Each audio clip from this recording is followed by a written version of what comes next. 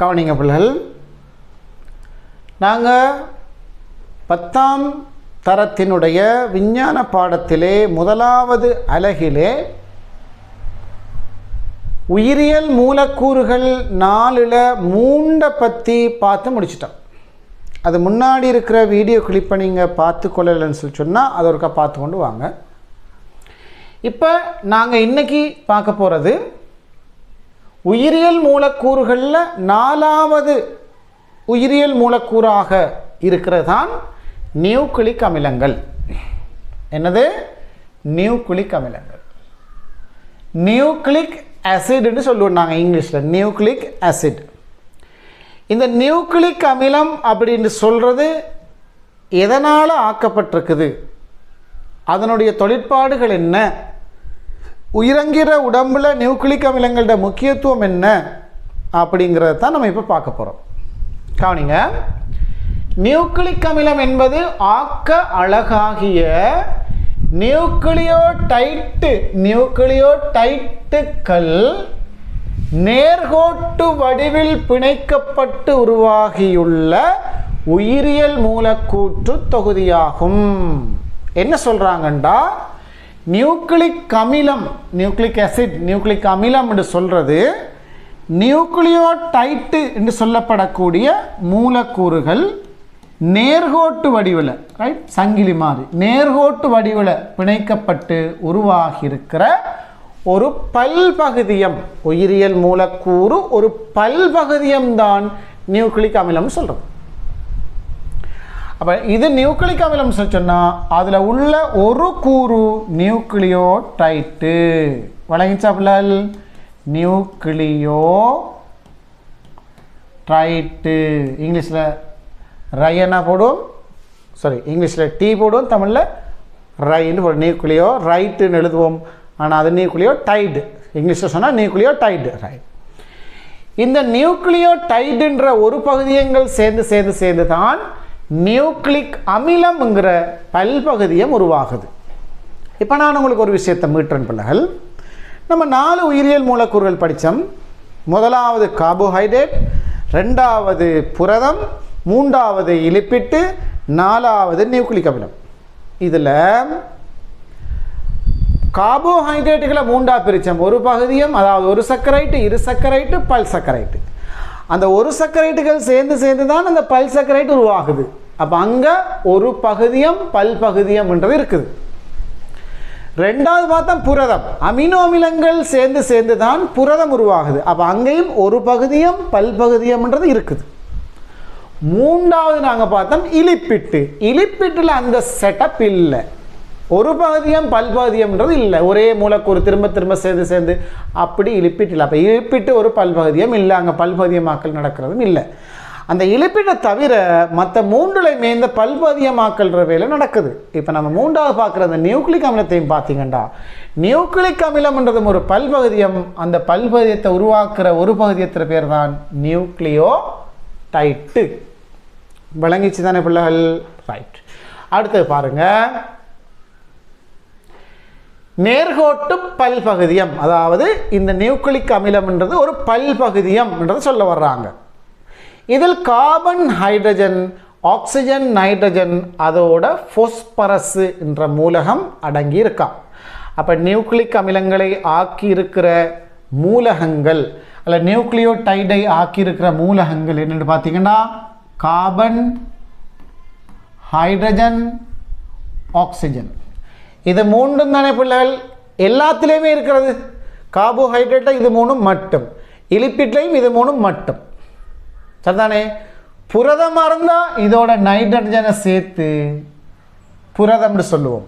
சிலதில் மட்டும் கந்தகம், பொதுவாக புரதத்தில் இந்த 4ம் காணப்படும். ஆனால் பிள்ளைகள் நியூக்ளிக் அமிலம்ன்ற நேரத்தில் இந்த 4ஓட நம்ம 5ஆவதாக சேர்க்க போகிறோம். யாரெண்டா? பாஸ்பரஸ் என்ற மூலகத்தை சேர்க்க போகிறோம். பாஸ்பரஸ் என்ற மூலகத்தை சேர்க்க போகிறோம். அப்போ CHOண்டா கார்போஹைட்ரேட் லிபிட், CHONண்டா புரோட்டீன், CHONPண்டா நியூக்ளிக் ஆசிட். எப்படி அந்த ஸ்டெப் ஆர்டரில் போகுதுன்னு பார்த்தீங்கன்னா கார்பன் ஹைட்ரஜன் ஆக்சிஜன் கார்போஹைட்ரேட்டும் லிப்பிட்டும், carbon hydrogen oxygen nitrogen protein, carbon hydrogen oxygen நைட்ரஜனோட அடுத்ததாக பொஸ்பரஸை சேர்த்திங்கண்டா நியூக்ளிக் ஆசிட். இதை ஆக்கியிருக்கிற மூலகங்கள். ஓகே, அடுத்தது வாங்க பிள்ளைகள். உயிருள்ள சடப்பொருள்களில் அடங்கியுள்ள பிரதான சேதன மூலக்கூறு வகைகளில் நியூக்ளிக் அமிலங்கள் பிறப்புரிமையியல் எங்க முக்கியத்துவம் பெறுதான் பிள்ளைகள்? பிறப்புரிமையியல் சார்பாக, பிறப்புரிமை ஜெனட்டிக்ஸ், இந்த பிறப்புரிமையியல் சார்பாக மிகவும் முக்கியத்துவம் வாய்ந்த ஒரு உயிரியல் மூலக்கூறாக சேர்வையாக, சேதன சேர்வையாக இந்த நியூக்ளிக் அமிலம் காணப்படுகிறது. எங்க? பிறப்புரிமையியல் ஜெனட்டிக்ஸ், ரைட்? பிறப்புரிமையியலுக்குள்ளுக்கு இவர் முக்கியத்துவம் பெறுகிறார். நம்ம தொடர்ந்து பார்ப்போம், ரைட்? இவர் எப்படி இந்த பிறப்புரிமையியலுக்குள்ளுக்கு முக்கியத்துவம் பெறாருன்றதை ஒன்றொன்னா நாங்கள் பார்ப்போம், ரைட்? இப்போ நியூக்ளிக் அமிலங்களை உருவாக்கி இருக்கிற நியூக்ளியோடைடை பற்றி நம்ம கொஞ்சம் பார்த்து கொண்டு வருவோம். நியூக்ளிக் அமிலங்களை உருவாக்கி இருக்கிற நியூக்ளியோடைடு எப்படி இருக்குதுன்னு பார்க்க போகிறோம். இப்போ இது ஒரு நியூக்ளியோடைடு பிள்ளை என்ன இருக்குது? இது ஒரு நியூக்ளியோடைட், ஒரு நியூக்ளியோடைடு கட்டமைப்பை தான் இங்கே காட்டுறாங்க. அதை 3 விதமான கூறுகளை இணைச்சி நியூக்ளியோடைட்டை உருவாக்கி இருக்குது. 3 விதமான கூறுகள் சேர்ந்து நியூக்ளியோடைடு உருவாக்கி இருக்குது. அது என்ன 3 விதமான கூறுகள் நியூக்ளியோடைடு உருவாக்குது? முதலாவது சொல்கிறோம் நைதரசன் உப்பு மூலம், நைதரசன் உப்பு மூலம் இன்னொன்று சொல்கிறோம். ரெண்டாவது சொல்கிறோம் பென்டோஸ் வெல்லம், பென்டோஸ், பென்டாண்டா 5, அப்போ பென்டோஸ் வெல்லம்டா 5 கார்பன்களை கொண்ட வெல்லம். இப்போ நம்ம குளுக்கோஸ் பார்த்தோமா இல்லையா? ஒரு சக்கரைட்டுகள்னு பார்த்தோம் தானே? குளுக்கோஸு, ஃப்ரக்டோஸு, கெலக்டோஸு, இதெல்லாம் எத்தனை கார்பன் இருக்குது? ஒரு சக்கரைட்டுகளில் 6 கார்பன் இருக்குது. 6 கார்பன் கொண்டது தான் குளுக்கோஸுன்ற வெல்லம். ஆனால் இங்கே இருக்கிற வெல்லம் எப்படிப்பட்டது? இந்த பென்டோஸ் வெல்லம் எப்படிப்பட்டதுன்னா 5 கார்பன் வெல்லம். இந்த பாருங்க, ஒரு ஐங்கோணி மாதிரி காட்டுறாங்க. இந்த 5 இடத்துலையும் இந்த இடத்துல கார்பன் இருக்கு. ஒரு carbon, 2 carbon, 3 carbon, 4 carbon, 5 carbon. அதனால் அதை 5 கார்பன் மாதிரி காட்டிருக்காங்க, ரைட்? பென்டோஸ் வெல்லம். நம்ம குளுக்கோஸில் சூத்திரம் பார்த்தோம், கட்டமைப்பு பார்த்தோம், 6 கார்பன்கள் இருந்துச்சு. இங்கே இருக்குது 5 கார்பன். அந்த 5 கார்பன் குறியீட்டுக்காக வேண்டி ஒரு ஐங்கோணி ஷேப்பில் இந்த பென்டோஸ் வெல்லத்தை காட்டுறாங்க. அப்போ இந்த ஐங்கோணி மாதிரி இருக்கிறது தான் என்னது? பென்டோஸ். 5 பென்டா, அப்போ பென்டோஸ் வெல்லம். சரி, இந்த 5 கார்பன் வெல்லத்தோட, இந்த பென்டோஸ் வெல்லத்தோட கனெக்ஷனை ஏற்படுத்தியிருக்கிற ஒரு ஆள் தான் ஃபொஸ்பேட் கூட்டம். ஃபொஸ்பேட் நம்ம PO4 3- சொல்கிறது அந்த ஃபொஸ்பேட்டு கூட்டம். அப்போ இந்த ஃபொஸ்பேட்டு கூட்டம் இந்த 5 கார்பன் சேர்வையோட ஒரு கனெக்ஷனோட ஏற்படுத்துது.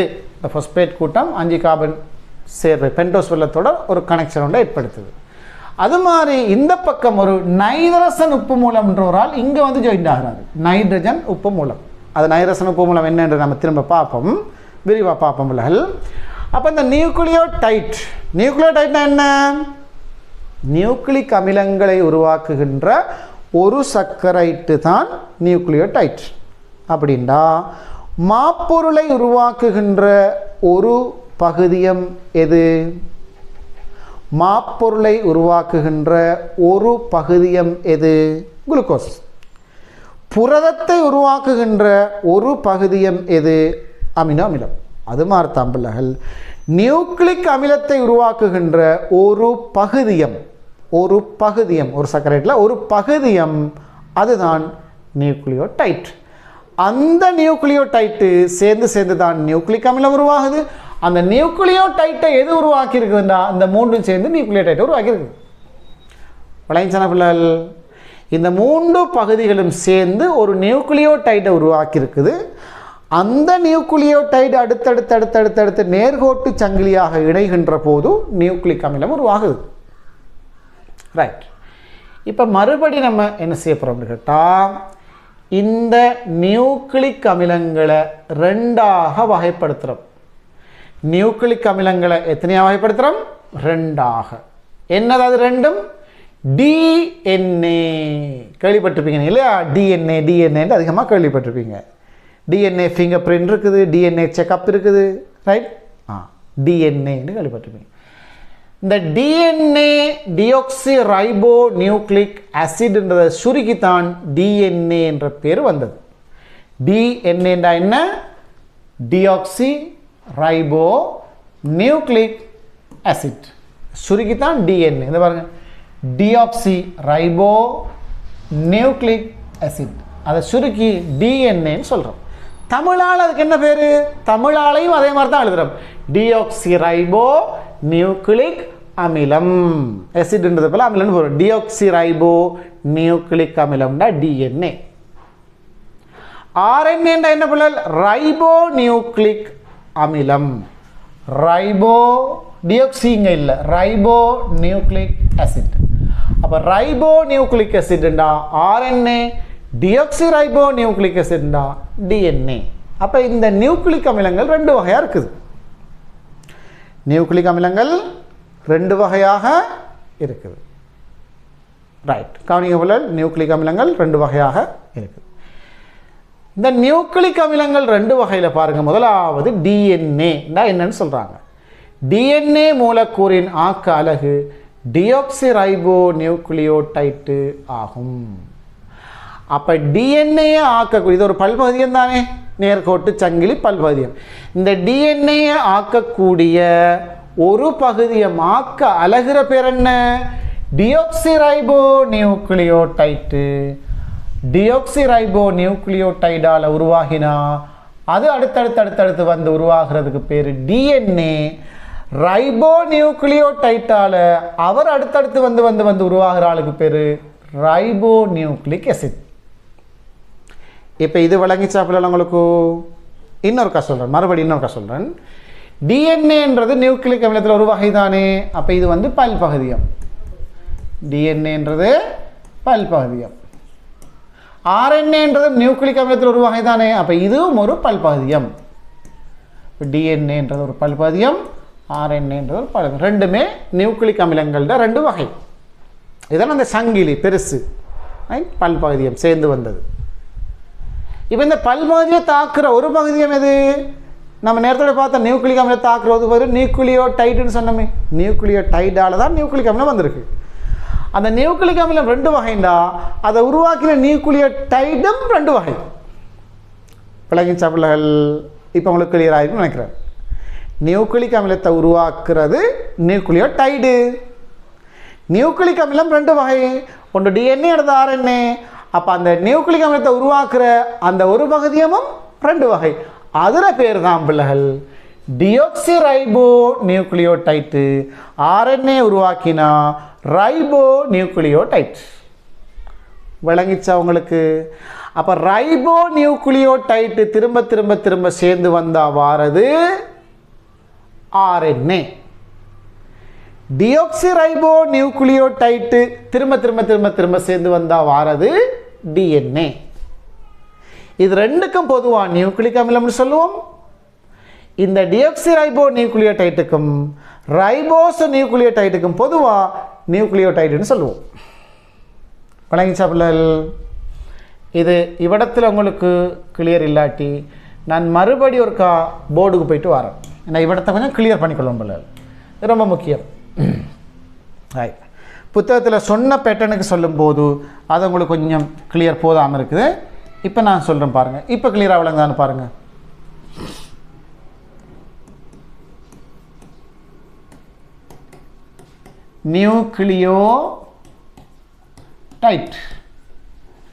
நியூக்ளியோடைட்டுன்றது ஒரு பகுதியம். நியூக்ளியோடைட்டுன்றது தான் ஒரு பகுதியம். அப்படின்னா இது ஒரு உங்களோட அந்த செயின் அந்த பொம்பளை போகிற மாலை, அந்த மாலையில் இருக்கிற ஒரு ரிங் மாதிரி, ஒரு ரிங் மாதிரி, அதான் ஒரு பகுதியம் சொல்லுது நியூக்ளியோடைட். இப்போ இந்த நியூக்ளியோடைட்டை வந்து நான் உங்களுக்கு 2 கலரால் வரைய போகிறேன்.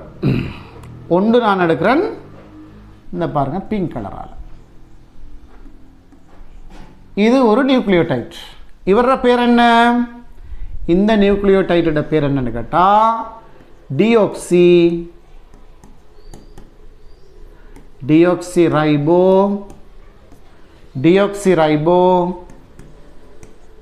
நியூக்ளியோடைட்டு. இது ஒரு வகையான நியூக்ளியோடைட். நான் வந்து கலரை மாற்றி வரைஞ்சிருக்கிறேன். இன்னொரு நியூக்ளியோடைட்டை நான் எடுக்க போகிறேன் இந்த கலரில். இதுவும் அந்த கூட செயினை ஆக்கியிருக்கிற ஒரு ரிங், ஒரு வளையம். இதில் பேர் என்னன்னு கேட்டால் ரைபோ நியூக்ளியோடைட். ரைபோ நியூக்ளியோரைட்டு. இந்த 2 பேரும் யார்? நியூக்ளியோடைட்டுகள். நியூக்ளியோடைட்டுன்ற 2 வகை தான். ஒன்று டியோக்சிரைபோ நியூக்ளியோடைட், அடுத்தது ரைபோ நியூக்ளியோடைட். சரிதானே பிள்ளைகள்? இது ஒரு பகுதியம், உங்களோட அந்த செயின் ஆக்கி இருக்கிற ஒரு வளையம், ஒரு ரிங்.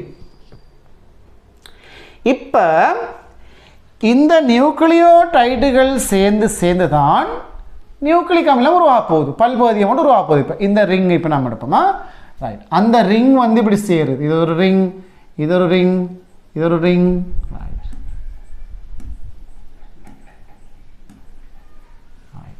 இப்போ டியோக்சிரைபோ நியூக்ளியோடைட்டு சேர்ந்து உருவாகின இவருக்கு பேர் என்ன? டியோக்சி ரைபோ நியூக்ளிக் அமிலம். அதை நம்ம இங்கிலீஷில் சொல்கிறோம் டியோக்சிரைபோ நியூக்ளிக் அமிலம், டிஎன்ஏன்னு சொல்கிறோம். சரிதானே பிள்ளைகள்? ரைட். இப்போ நம்ம அடுத்த பச்சை கலருக்கு வரோம். இவர் இப்போ ரைபோ நியூக்ளியோடைட்டு தானே. அந்த ரிங் வந்து திரும்ப சேரும்போது உருவாக போகுது என்னது? இந்த ரிங் சேர்ந்து உருவாக போகிறது. இப்போ இது ஒரு பல்பகுதியம். இது வந்து ரைபோ நியூக்ளியோடைட்டு தானே. ரைபோ நியூக்ளியோடைட்டு சேர்ந்து வந்த இந்த பல்வகையத்துக்கு நம்ம பேர் சொல்லுவோம் ரைபோ நியூக்ளிக் அமிலம். இங்கிலீஷில் சொல்கிறோம் ரைபோ நியூக்ளிக் ஆசிட். இது ஒரு பேர் ஆர்என்ஏ. விளங்கிச்சா பிள்ளைகள்? அது டிஎன்ஏ, இது ஆர்என்ஏ. நியூக்ளியோடைட்டு 2 வகை, டியோக்சிரைபோ நியூக்ளியோடைட்டு, ரைபோ நியூக்ளியோடைட்டு. டியோக்சிரைபோ நியூக்ளியோடைட்டு திரும்ப சேர்ந்து வந்தால் அது டிஎன்ஏ, ரைபோ நியூக்ளியோடைட்டு திரும்ப சேர்ந்து வந்தால் அது ஆர்என்ஏ. சரிதானே பிள்ளைகள்? ஓகே. இப்போ நான் உங்களுக்கு இன்னொரு விஷயத்தை சொல்ல போகிறேன். இதுவும் நியூக்ளியோடைட்டு, இதுவும் நியூக்ளியோடைட்டு தானே. அது 2 வகை தானே. இந்த நியூக்ளியோடைட்டை நம்ம உண்மையில் வளையமாக காட்டினத்துக்கு அதுக்குள்ளுக்கு 3 கூறுகள் இருக்குது. அதில் ஒன்று தான் பிள்ளைகள் இந்த 5 கார்பன் வெள்ளம், அதோடு சேர்ந்து வர நைட்ரஜன் உப்பு மூலம், அதோடு சேர்ந்து வர பாஸ்பரஸ் கூட்டம், பாஸ்பேட்டு கூட்டம். இந்த வளையத்தால் நம்ம காட்டினது இவரைத்தான் காட்டியிருக்கோம். இவரைத்தான் இந்த வளையத்தால் காட்டியிருக்கோம். அப்போ உண்மையில் இங்கே சேருது எது? இந்த செட்டப் தான் இங்கே அடுத்தடுத்து சேருது. உண்மையில் நம்ம வளையம்னு காட்டினதுக்கு அதுக்குள்ளுக்கும் இந்த 3ம் இருக்குது. அந்த வளையத்துக்குள்ளுக்கும் இந்த 3ம் இருக்குது. இப்போ விளங்கிச்சா பிள்ளைகள் உங்களுக்கு? இப்போ கிளியராக விளங்கிருக்குன்னு நினைக்கிறேன். அப்போ நாம் திரும்ப புத்தகத்துக்கு போவோம். இப்போ இந்த டிஎன்ஏ ஆர்என்ஏன்றதை உங்களுக்கும் தெளிவுபடுத்துகிறாங்க. டிஎன்ஏ மூலக்கூறின் ஆக்க அலகு டியோக்சிரைபோ நியூக்ளியோடைட்டு. கருவில் காணப்படும் டிஎன்ஏ மூலக்கூறில் பாரம்பரிய தகவல்கள் களஞ்சியப்படுத்தப்பட்டுள்ளன. இந்த டிஎன்ஏ எங்கே காணப்படுது? கருவில் காணப்படுது. இந்த இருக்கு பிள்ளைகள் பாருங்கள், இதுதான் டிஎன்ஏ மூலக்கூறு ஒன்றுண்ட அமைப்பை உங்களுக்கு காட்டியிருக்காங்க. டிஎன்ஏ மூலக்கூறுண்ட அமைப்பு. இந்த டிஎன்ஏ மூலக்கூறு எப்படி உருவாகுதுண்டா, இதுக்கு நான் உங்களுக்கு வீடியோக்குள்ள நீங்கள் பார்க்கலாம். இதில் வீடியோவை அப்போ உங்களுக்கு கிளியராக விளங்கும். இந்த டிஎன்ஏ வந்து எப்படி ஃபார்ம் ஆகுதுன்னு சொல்லி. இந்த டிஎன்ஏல வந்து நம்ம இப்போ சொன்ன நம்ம அந்த நேர் சங்கிலி சொன்னோமா இல்லையா, அந்த நேர் சங்கிலி, அந்த டியோக்சிரைபோ நியூக்ளியோடைடுகள் அடுத்தடுத்து சேர்ந்து வருதுன்னு சொன்னோமா இல்லையா, அந்த சேர்ந்து வந்த அந்த சங்கிலி மாதிரி இங்கே 2 சங்கிலி இருக்குது. 2 சங்கிலிகள் நம்ம அங்கே சொன்ன அந்த சங்கிலியில் 2 சங்கிலி சேர்ந்து தான் இது உருவாகிருக்கு பிள்ளைகள். இந்த பாருங்க, இப்போ இதானே டிஎன்ஏ, இது ஒரு சங்கிலி பிள்ளைகள், இது ஒரு சங்கிலி. இந்த சங்கிலி மாதிரி இன்னொரு சங்கிலி வருது. அந்த 2 சங்கிலிகளுக்கு இடையில் இந்த என்னது நைட்ரஜன் உப்பு மூலம் இருக்குது தானே, அந்த நைட்ரஜன் உப்பு மூலம் வந்து இவரில் உள்ள நைட்ரஜன் உப்பு மூலமும் இவரில் உள்ள நைட்ரஜன் உப்பு மூலமும் கனெக்ட் ஆகுது. இது அவர நைட்ரஜன் உப்பு, இது அவர நைட்ரஜன் உப்பு மூலம், இது 2 கனெக்ட் ஆகுது. இப்போ இந்த ரிங், உண்மையில் இந்த ரிங்னு நம்ம சொன்னது இவ்விடத்தில் ரிங் இல்லையே பிள்ளை இருக்குது, இதுதானே இருக்குது. அப்போ அதை கொஞ்சம் நான் இவ்விடத்தில் ரீப்ளேஸ் பண்ணுறேன் உங்களுக்கு வழங்குறதுக்காக. இப்போ பாருங்கள், இப்போ இன்னும் உங்களுக்கு தெளிவாக போதும். அதாவது இந்த ரிங்குன்னு நம்ம காட்டினதுக்கு இவர் தானே இருக்கார் உண்மையில், அந்த அவரை நான் இப்போ இங்கே வரையப்புறம் பாருங்கள், இந்த இந்த நைட்ரஜன் உப்பு மூலம் தான் இது, ரைட், நைட்ரஜன் உப்பு மூலம். அப்போ இது ஒரு ஆளில் நைட்ரஜன் உப்பு மூலம், இது இங்கே உள்ளவர நைட்ரஜன் உப்பு மூலம், இது அடுத்த ஆளில் நைட்ரஜன் உப்பு மூலம், இது இவர நைட்ரஜன் உப்பு மூலம். நைட்ரஜன் உப்பு மூலங்களுக்குள்ள தான் பிள்ளை இந்த கனெக்ஷன் உருவாகுது, சரிதானே. இது இவர நைட்ரஜன் உப்பு. இந்த நைட்ரஜன் உப்பு மூலத்தோட தானே கனெக்ஷனில் இது இருக்குது, 5 கார்பன் வெள்ளம் இருக்குது இல்லையா, இப்படி வரையோம் நாங்கள், 5 கார்பன் வெள்ளம். இந்த 5 கார்பன் வெள்ளத்தோட இந்த ஃபஸ்பேட் கூட்டம் இருக்குது.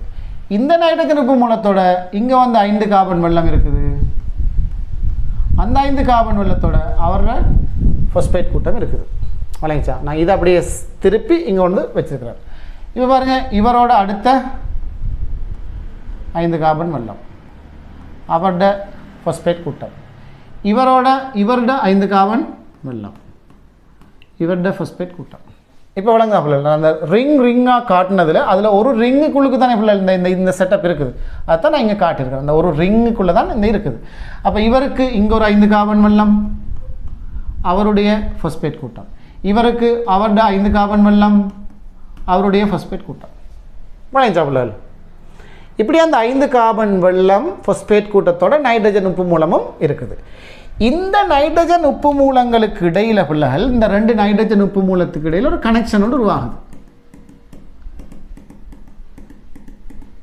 அந்த கனெக்ஷன் 2 சங்கிலிகளுக்கு இடையில் அந்த கனெக்ஷன் உருவாகுது. கனெக்ஷன் உருவாகின உடனே அது இரட்டை விரிபரப்பு சுருளி உருன்னு சொல்கிறோம். 2 சங்கிலிகள் எடுத்து முறுக்கி விட்டா, 2 கயிறுகள் எடுத்து முறுக்கினா எப்படி இருக்குமோ அது மாதிரி தான் டிஎன்ஏ முறுக்கப்பட்டு காணப்படுது. அப்போ அந்த டிஎன்ஏக்குள்ளுக்கு என்ன இருக்குண்டா, நியூக்ளிக் அமிலம், அதாவது டியோக்சிரைபோ நியூக்ளிக் அமிலம்ன்றது வந்து 2 இருக்குது. 2 அந்த 2 சேருது எப்படின்னா இப்படி தான் சேருது, ரைட், இப்படி தான் சேருது. இப்போ இவ்விடத்தில் நீங்கள் பார்த்தீங்கன்னா அப்படி இன்னொரு விஷயத்தை நீங்கள் பார்க்கணும். என்னென்னு கேட்டால், உங்களோட புத்தகத்தில் காட்டுகிற படத்தில் அவங்களோட புத்தகத்தில் காட்டுகிற படத்தில் அவங்க எதை காட்டுருக்காங்கண்டா, இந்த பாருங்கள், இவ்வளோத்தையும் அந்த பட்டியாக காட்டுறாங்க உங்களுக்கு. இதுதான் அந்த பட்டியாக வருது, அந்த பட்டி ஒன்று போகுது, அதான் இது. அதாவது 5 கார்பன் வெள்ளத்தையும் இந்த ஃபொஸ்பேட் கூட்டத்தையும் சேர்த்து ஒரு பட்டியாக அவங்க எடுத்திருக்காங்க. அது மாதிரி இங்கேயும் இந்த 5 கார்பன் வெள்ளத்தையும் ஃபொஸ்பேட் கூட்டத்தையும் சேர்த்து ஒரு பட்டியாக அவங்க எடுத்திருக்காங்க. இது ஒரு பட்டி. இவரோட கனெக்ஷனில் இருக்காரு இந்த நைட்ரஜன் உப்பு மூலம், இவரோட கனெக்ஷனில் இருக்க அவருடைய நைட்ரஜன் உப்பு மூலம். அந்த 2ஐயும் இப்போ 2 கயிறு மாதிரி 2 முறுக்கினா எப்படி இருக்கும், அந்த படம் தான் பிள்ளைகள் உங்களுக்கு இங்கே காட்டியிருக்கிற புத்தகத்தில் காட்டியிருக்கிற இந்த டிஎன்ஏனுடைய படம். இப்போ இது விளைஞ்சா பிள்ளை உங்களுக்கு இதை நான் உங்களுக்கு இன்னும் நான் இப்போ அங்கே வரைஞ்ச படத்தை இவ்விடத்தில் உங்களுக்கு கிளியர் ஆக்குறேன்னு பாருங்கள். இந்த ஏ அப்படிங்கிறது ஒரு நைட்ரஜன் உப்பு மூலம், இந்த டி ஒரு நைட்ரஜன் உப்பு மூலம், இது ஒரு நைட்ரஜன் உப்பு, இது ஒவ்வொன்றும் ஒரு நைட்ரஜன் உப்பு மூலங்கள், சரிதானே. நைட்ரஜன் உப்பு மூலங்கள் வந்து 4 வகையாக இருக்குது. நைட்ரஜன் உப்பு மூலங்கள்ன்றது 4 வகை, அதான் ATCGன்றது. அதை வேறு கலரில் அவங்க காட்டியிருக்கிறாங்க. இப்போ இந்த ஒரு சங்கிலி ஒன்று போதா இல்லையா அப்போ இந்த சங்கிலியை பாருங்கள். இப்போ இந்த சங்கிலி ஒன்று போகுதானே, இது இப்படி முறுக்கப்பட்டு தானே இருக்குது. இந்த சங்கிலி தான் இந்த வருது, இப்படி இந்த சங்கிலி தான் இது இப்படி முறுக்கப்பட்டிருக்கு. இது ஒரு சங்கிலி. அவரோட கனெக்ஷனில் இருக்கிறால் தான் அடுத்த சங்கிலி. இந்த பாருங்க, இந்த சங்கிலி வருது, இது ஒரு சங்கிலி. இப்படி போகுது. அது அதாவது நேரான 2 கயிறுகளை அப்படி முறுக்கின மாதிரி இதை முறுக்கியிருக்கிறாங்க. இப்போ இந்த பட்டி, நான் அங்கே பட்டின்னு சொன்னேனா இல்லையா, அந்த பட்டி தான் இந்த பட்டி. இந்த பட்டிக்குள்ளுக்கு தான் என்ன இருக்குது, அந்த பாஸ்பேட் கூட்டம், அதோட 5 கார்பன் வெள்ளம். இந்த 5 கார்பன் வெள்ளத்தோட தான் இந்த நைட்ரஜன் உப்பு மூலம் ஏதாவது ஒன்று கனெக்ஷனில் இருக்குது. இப்போ இந்த இடத்த நம்ம எடுத்து பார்த்தோம்னா, இப்போ இவ்விடத்தை பாருங்கள் பிள்ளைகள், இது வந்து இந்த பட்டியில் என்ன இருக்குன்னா, இதுக்குள்ளுக்கு என்ன இருக்குன்னா, ஒரு 5 கார்பன் வெள்ளமும் அந்த 5 கார்பன் வெள்ளத்தோட பாஸ்பேட் கூட்டம் இருக்குது. இது வந்து ஒரு 5 கார்பன் வெள்ளமும் ஒரு பாஸ்பேட் கூட்டமும் கொண்டது. அவரோட இருக்கிற நைட்ரஜன் உப்பு மூலம் தான் இவர். அதே மாதிரி இங்காலையும் பாருங்கன்னா, இந்த பட்டியில் இவருக்குள்ளுக்கு ஒரு 5 கார்பன் வெள்ளமும் ஒரு பாஸ்பேட் கூட்டம் இருக்குது. அதில் இருக்கிற நைட்ரஜன் உப்பு மூலம் தான் இது. அது மாதிரி இந்த இடத்த எடுத்துக்கொண்டீங்கன்னா, இவ்விடத்தில் ஒரு 5 கார்பன் வெள்ளமும் ஒரு நைட்ரஜன், அதாவது ஒரு பாஸ்பேட் கூட்டம் இருக்குது. அவரோட கனெக்ஷனில் இருக்கிற இந்த உப்பு மூலம் தான் இது. அதே மாதிரி இங்கே பார்த்தீங்கன்னா, இந்த இடத்துல ஒரு 5 கார்பன் வெள்ளம் ஒரு பாஸ்பேட் கூட்டம், அவரோட கனெக்ஷனில் இருக்கிறது தான் இவர். இப்போ நான் அங்கே அந்த இப்படி சரித்து வச்சுருந்ததை நீங்கள் நிமித்தினீங்கண்டா, அதான் அந்த பட்டி. இது இந்த பட்டிக்குள்ளுக்கு போகுது என்னென்னு கேட்டால், 5 கார்பன் வெள்ளம் பாஸ்பேட் கூட்டம், 5 கார்பன் வெள்ளம் பாஸ்பேட், அதான் இந்த பட்டி. அவரோட கனெக்ஷனில் இருக்கிற உப்பு மூலம் தான் இவர். இப்போ இந்த உப்பு மூலத்துக்கு ஒரு தொடர் கொண்டு உருவாகுது. இந்த பட்டியில் உள்ள இவருக்கும் இந்த பட்டியில் உள்ள இவருக்கும் தொடர் கொண்டு உருவாகுது. ஒரு கனெக்ஷன் உண்டு, ஒரு பிணைப்பு உருவாகுது. அது எல்லாரும் பிணைப்பை உருவாக மாட்டாங்க. அதில் ஒவ்வொரு குறிப்பிட்ட ஆட்களுக்கு தான் அது மெச் ஆகுது, பொருந்தி போகுது பிள்ளைகள். அதில் யாருக்கு யார் மெச் ஆகிறாங்கண்டா, இந்த ஏக்கு இந்த டி தான் மெச்சாது. பாருங்கள், இந்த இதோட ஜாயிண்ட் ஆகக்கூடிய மாதிரி தான் இது இருக்குது. இது அப்படியே கொண்டு வந்து சரிச்சு கொண்டு போட்டிங்கன்னா இது எடுத்து ஜாயிண்ட் ஆகுது. பாருங்கள், இது இப்போ டீண்டா, இது ஏ. அப்போ அந்த ஏக்குள்ளே டி வந்து சரியாக பொருந்துகிற மாதிரி இருக்குது. அது மாதிரி இது பாருங்கள், சியும் ஜியும். இப்போ இது ஜின்னா இது இப்படி வளைஞ்சிருக்குது. அதோட வந்து சரியாக பொருந்தும் இந்த சி வளைஞ்சாப்புல. அப்போ இந்த ஏயோட டி வந்து பிணைப்பு உண்டாக்குது, சியோட ஜி வந்து பிணைப்பு உண்டாக்குது. நீங்கள் இதை எப்படி ஞாபகம் வச்சுக்கலன்னு சொன்னால், இந்த ஏலையும் வந்து இந்த முக்கோண ஷேப் இருக்கா இல்லையா, இந்த பாருங்கள், ஏல இந்த முக்கோண ஷேப் வருது, டீலே இந்த முக்கோண ஷேப் வருது. சி வந்து இப்படி பெண்ட் வளைஞ்சிருக்குது, ஜியும் வந்து இப்படி வளைஞ்சிருக்குது.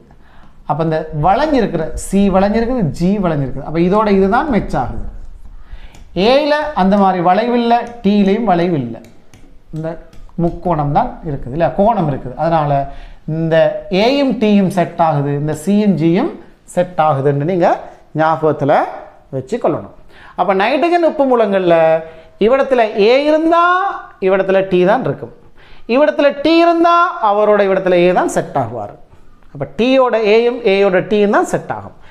இங்கே சி இருந்தால் இங்கே ஜி இருக்கும், இங்கே ஜி இருந்தால் இங்கே சி தான் வரும். அதுக்கேற்ற மாதிரி தான் அந்த டிஎன்ஏ மூலக்கூறு தன்னை ஒழுங்கமைச்சு கொள்ளும்.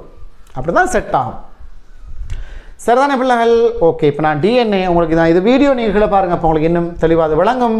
இப்போ நான் வீடியோ ஒன்று இல்லாமலே உங்களுக்கு விளங்குற அளவுக்கு இதை நான் விளங்கப்படுத்தி இருக்கிறேன் பிள்ளைகள். ரைட், அடுத்தது நம்ம என்ன பார்க்க போகிறோம்னு கேட்டால், இந்த டிஎன்ஏ ஆர்என்ஏன்ற ஒரு பகுதியம் என்னன்றதை பார்த்துட்டோம். அது மாதிரி இந்த டிஎன்ஏட தொழில்பாடு என்ன சொல்கிறோம், டிஎன்ஏ வந்து பாரம்பரிய தகவல்களை சேமிக்குது. ஆர்என்ஏ என்ன செய்யுதுண்டா, புரத தொகுப்பு செயல்முறைக்கு ஆர்என்ஏ உதவி செய்யுது. டிஎன்ஏ பரம்பரை இயல்புகளை, களத்துக்குள்ளே இருக்கிற பரம்பரை இயல்புகள் கருவுக்குள்ளே இருந்து கொண்டு பாரம்பரிய இயல்புகளை சேமிக்குது. அது அடுத்த ஜெனரேஷனுக்கு கடத்துது.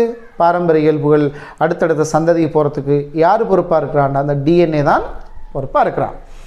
அப்போ இந்த ஆர்என்ஏ என்ன செய்யுதுன்னு கேட்டால், புரத தொகுப்பு, டிஎன்ஏலேருந்து வர மெசேஜ், கருவிலேருந்து வர ஆர்டருக்கு ஏற்ப புரத தொகுப்பை மேற்கொள்ளக்கூடியவர் தான் இந்த ஆர்என்ஏ. ரைட், ரைபோசோம் அப்படின்றதுல இந்த ஆர்என்ஏ இந்த புரத தொகுப்பை மேற்கொள்ளுது. அப்போ ஆர்என்ஏன்ற முக்கியத்துவம் என்னென்னு கேட்டால் புரத தொகுப்புக்கு உதவி செய்யுது. டிஎன்ஏட முக்கியத்துவம் என்னென்னு கேட்டால் பாரம்பரிய இயல்புகளை சேமிக்குது, கடத்துது. Right, okay. இப்போ இந்த நியூக்ளிக் அமிலத்தின் முக்கியத்துவத்தை பற்றி உங்களுக்கு சொல்கிறாங்க பிள்ளைகள். நியூக்ளிக் அமிலங்களோட முக்கியத்துவத்தை நம்ம அடுத்ததாக பார்க்க போகிறோம். கவனிங்க, நியூக்ளிக் அமிலங்களில் முக்கியத்துவம்னு சொல்லி ஒரு 4 விதமான முக்கியத்துவத்தை உங்களுக்கு சொல்லியிருக்காங்க. அவைகளின் பாரம்பரிய தகவல்களை களஞ்சியப்படுத்துகிறது. முதலாவது களஞ்சியப்படுத்துகிற, அடுத்த ஜெனரேஷனுக்கு கடத்தணுமா இருந்தால் முதல்ல களஞ்சியப்படுத்தி பாதுகாத்து வைக்கணுமா இல்லையா? அப்போ இந்த நியூக்ளிக் அமிலம், குறிப்பாக டிஎன்ஏ, இந்த நியூக்ளிக் அமிலத்தில் முக்கியத்துவத்தில் முதலாவது பாரம்பரிய இயல்பு.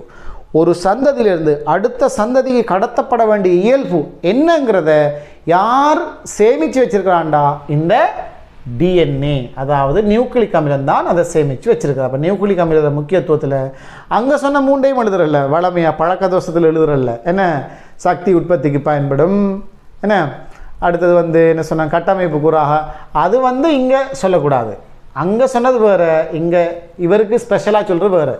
அதாவது நியூக்ளிக் அமிலம் டிஎன்ஏ ஆர்என்ஏன்னு சொன்ன உடனே பாரம்பரிய இயல்புகளை முதலாவது களஞ்சியப்படுத்துகிறார். 2வது பாரம்பரிய தகவல்களை அடுத்த சந்ததி, ஒரு பரம்பரையிலிருந்து அடுத்த பரம்பரைக்கு கடத்துதல்.